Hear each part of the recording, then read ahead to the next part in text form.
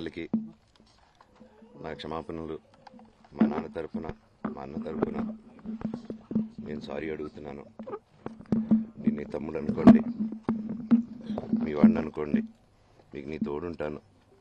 మీకు ఏదున్నా నాకు ఫోన్ చేసేదండి. నేను ఎప్పుడు ఒక్క కాల్ దూరంలోనే ఉంటాను. I will always be there to support you and your family. And I'm sorry, నా కోసం సపోర్ట్ చేసేదానికి వచ్చి మీకు ఇలా జరగడం నాకు చాలా బాధగా ఉంది. నా భార్య పేరు లాగుతున్నారు, 7 నెలల కూతురు పేరు లాగుతున్నారు. నేనేం అడగలేదు, సొంత కాళ్ళ మీద పనిచేస్తున్నాను.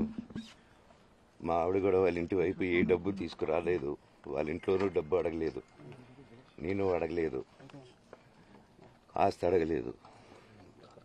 మా ఆవిడ 7 నెలలు గర్భవతిగా ఉన్నప్పుడు తనకి 7 నెలలు మా అంకులు విజయవాడలో ఉంటారు. అండ్ ఇక్కడ కొంతమంది అంకులు నాన్నగారు బాగా క్లోజు. మనోజ్, నువ్వు ఎన్నో సంవత్సరాలు ఇంటి బయటగా ఉన్నావు, నీ సొంతంగా ఉన్నావు. మీ నాన్నగారు అమ్మగారు ఒకరే ఉన్నారు. మీ అన్నయ్య ఏమో దుబాయ్కి షిఫ్ట్ అయిపోయాడు ఫ్యామిలీతో. మీ వైఫ్ ప్రెగ్నెంట్గా ఉంది, తనకి తల్లిదండ్రులు లేరు. తనకి ఇప్పుడు మీ అమ్మ అవసరం ఉంది, పెద్దోళ్ళు అవసరం ఉంది. నువ్వు అక్కడే ఎలా చూసుకుంటావు అంటే, నాకు ఆ రోజు మా భార్య కూడా ఒకసారి వాళ్ళు అన్నీ చెప్తున్నారు కదా, ఎందుకంటే ఒకసారి వినండి అంటే, సరేమ్మా నీకోసం వస్తాను అని చెప్పి మళ్ళీ తిరిగి రావడం జరిగింది. అది నేనేం చెప్పలేను, ఓన్లీ మీకు ఆధారాలు మాత్రమే చూపించగలుగుతాను. ఇప్పుడు వాళ్ళు చెప్పి నేను చెప్పి ఇది కరెక్ట్ కాదండి. నేను ఎప్పటి నుంచో కూర్చొని మాట్లాడదాం అంటున్నాను. పిల్లలకి లోకల్లో ఉన్న, అక్కడ లోకల్లో ఉండేది ఎవరో కాదండి, మా బంధువులే అండి అందరూ. ఆ చుట్టుపక్కల గ్రామాలందరూ మా నానమ్మ వాళ్ళ ఊరు, అమ్మమ్మ వాళ్ళ ఊరు, అందరూ మా వాళ్ళండి. వాళ్ళ పిల్లలు, మనవాళ్ళు, వాళ్ళ బంధువులు.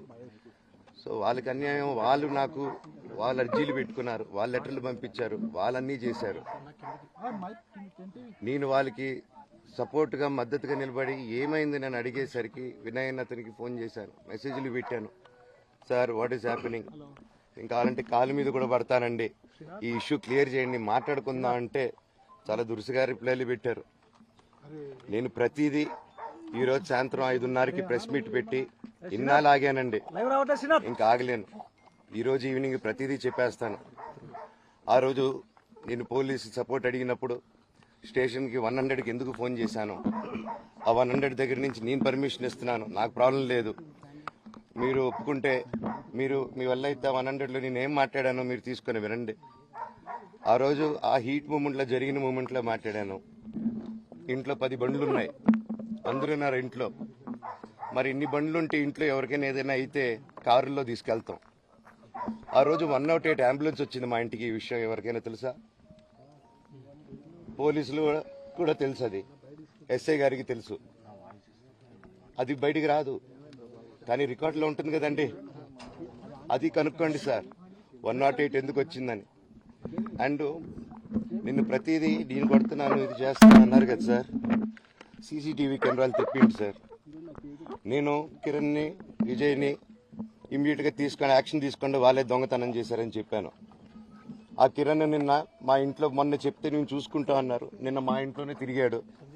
మా ఇంట్లోనే తిరిగి మా నానీస్ని బెదిరించి ఒక అమ్మాయి పారిపోయేలాగా చేశారు. నిన్న నా కూతురు బట్టలు ప్యాక్ చేసేదానికి ఇట్లా ప్రయత్నించాడు అతను. అప్పుడు నేను కంగారుగా అప్పుడు డీజీ ఆఫీసులకి వెళ్ళి, భయం వేస్తుందండి పిల్లల జోలికి వెళ్తే, ఎవరికేదు. నేను అందుకే, నాకు మా నాన్న దేవుడండి. ఈ రోజైతే ఏదైతే చూస్తున్నారో మా నాన్నని, ఇది మా నాన్న కాదండి. నేను అబద్ధాలు ఆడేవాడిని కాదు. నా గురించి మీరు ఎవరినైనా ఎంక్వైరీ చేసుకోండి, నా ఫ్రెండ్స్ని అడగండి. నాకు చిన్నప్పటి నుంచి ఉన్న స్నేహితులు ఒక్కొక్కరు వేరే వృత్తిలో ఉన్నారు, వాళ్ళు సొంతంగా కాళ్ళ మీద కష్టపడిన వాళ్ళే అండి. అండ్ నేను కూడా నా సొంతంగానే వచ్చాను, కానీ ఏ రోజు ఇది చేయండి అది చేయండి అని అడిగింది లేదు.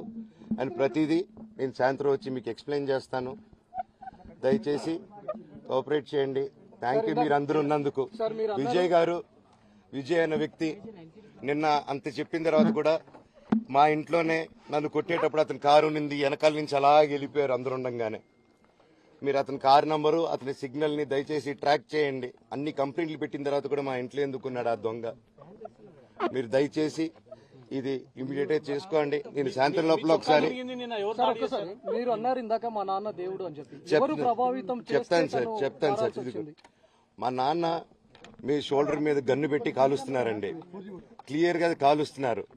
ఆయన నేను పనులు చేసుకుంటూ అన్ని రకరకాలుగా ఉన్నప్పుడు ఆయన బ్రెయిన్ వాష్ చేసుకుని నా వ్యక్తిగత జీవితంలో బయట పెట్టి నన్ను, నా వ్యక్తిగత జీవితం తప్ప అది కూడా నేనేం తప్పు చేయలేదండి. నేను ప్రేమించిన అమ్మాయిని పెళ్లి చేసుకున్నాను, ఆ అమ్మాయి కోసం పోరాడాను. దాంట్లో తప్పేంటంటే నాకు అర్థం కావట్లేదు. అండ్ ఈరోజు వచ్చి 10 మందికి నిలబడినప్పుడు నేను చెడ్డోడిని అయిపోయాను. ఎక్కడ సైన్ పెట్టమంటే పెట్టాను, రమ్మంటే వచ్చాను, పొమ్మంటే పోయాను. ఎన్ని సినిమాలు చేయమంటే అన్ని సినిమాలు చేశాను. అన్న కంపెనీల్లో పనిచేశాను, సాంగ్లు చేశాను, వాళ్ళకి రికార్డింగ్లు చేశాను, ఫైట్ డైరెక్షన్లు చేశాను. ఎంతో గొడ్డులాగా కష్టపడాను, మనసు పూర్తిగా సంతోషంగా చేశాను. నాకు ₹1 అడిగింది లేదు, ఆశించలేదు. నేను దానికోసం నాకు కావాలి, నేను పనిచేసిన దానికి కూడా నేను అడగట్లేదు. ఒకటే అడుగుతున్నాను, మీకు నిజం తెలియాలి. అందుకోసమే ఏంట్రా వీడు అన్ని బయట పెడుతున్నాడు అనుకోవచ్చు, కానీ ఈరోజు నాకు భార్య పిల్లలు ఉన్నారండి. ఈ రోజు నేను నిలబడకపోతే రేపు నా కొడుకు పెద్దోడైన తర్వాత, కూతురు పెద్ద అయిన తర్వాత వాళ్ళకి నేను సమాధానం చెప్పుకోలేను. నేను దొంగతనం చేసి వేరే వాళ్ళు కడుపులు కొట్టి నా పిల్లల మొహం నేను చూడలేను, ఆ కూడు నా పిల్లలకి పెట్టలేను. మా నాన్న నన్ను అలా పెంచలేదు, మా అమ్మ నన్ను అలా పెంచలేదు. మధ్యలో మా అమ్మ నలిగిపోతుంది. మా అమ్మని హాస్పిటల్లో అడ్మిట్ అయ్యారని చెప్పి నేను అబద్ధాలు ఆడారు. హాస్పిటల్కి వెళ్ళి చెక్ చేయించుకుంది అమ్మ. నువ్వు వెళ్ళిపో ఇంట్లో నుంచి, నువ్వు వెళ్ళిపోతే వీడిని చూసుకుంటావు మేమంటే, మేము మంచిగా మాట్లాడి పంపిస్తా అంటే నమ్మి ఆవిడ 3 రోజుల నుంచి దడదడగా ఉంటే వెళ్ళింది అమ్మ అంటే. మరిన్ని వీడియోస్ కోసం ఛానల్ ని సబ్స్క్రైబ్ చేయండి. లేటెస్ట్ అప్డేట్స్ కోసం వాట్సాప్ ఛానల్ ని ఫాలో అవ్వండి. ఆ లింక్ డిస్క్రిప్షన్ లో ఉంది.